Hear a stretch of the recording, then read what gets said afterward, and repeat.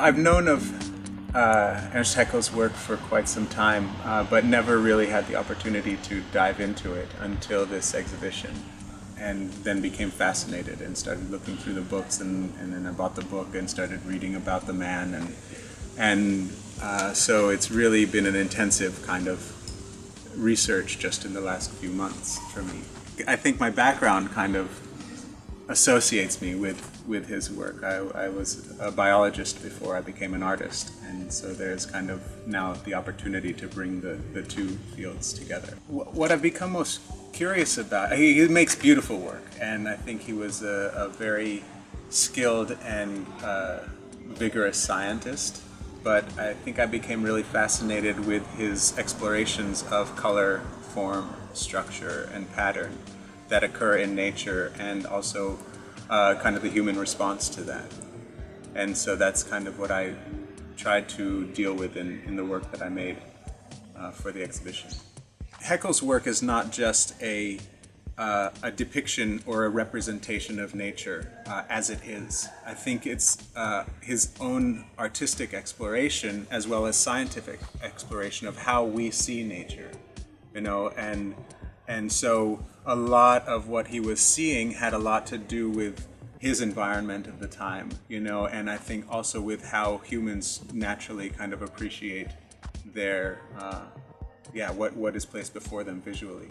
And so he really highlights that and responds to it in the way that he organizes his drawings, in the way that he makes the different organisms interact in his work.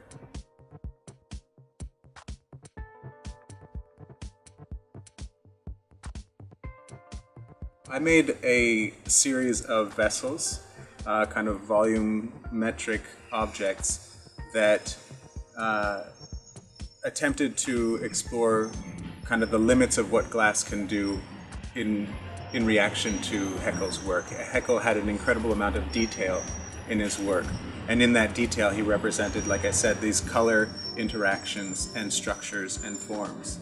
And I wanted to gesture towards them using an old technique, the Murina technique from, well, it's almost 3,000 years old that it has been being used. And then the Venetians in the, I'd say, 15th century really started to pick it up and use it again, and then also in the 20th century. And it's a technique that I learned when I first started making glass. And the idea is that you can make a two-dimensional mosaic from different colored glass tiles, if you will. So I made all my tiles, and then I made these mosaics and created patterns and associations of color.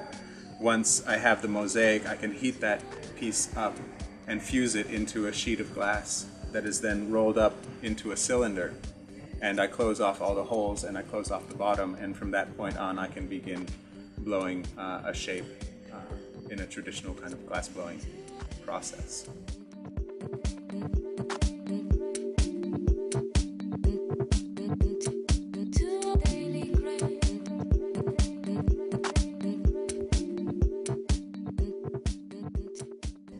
So it's quite a labor-intensive process. I pulled about 300 meters of cane, which I cut into 1 centimeter pieces, and then laid out mosaics. Each mosaic has about 2,000 pieces of glass in it.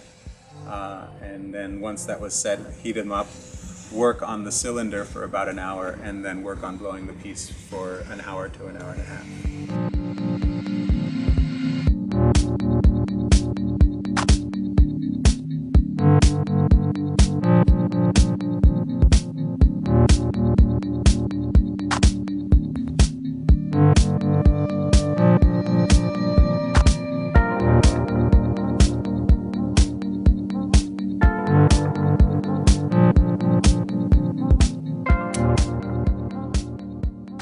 I was reading in the introduction to the contemporary printing of the art forms in nature, and kind of this concept of Ernst Haeckel as an artist and Ernst Haeckel as a scientist, and the idea that there isn't a big distance between the two. Both are in the pursuit of the unknown. Both are experimenting with curiosity. And I think as I studied Haeckel, I saw that he was really an amalgamation of the two fields. You know, his science I mean, he discovered thousands of species of animals, and in his depictions and kind of anatomic and physiological identification of them, he himself became curious from an artistic point of view. And I think that's something that maybe isn't always talked about. Why do we see his images as so beautiful? It's because he was studying the art of it like he was studying the science of it.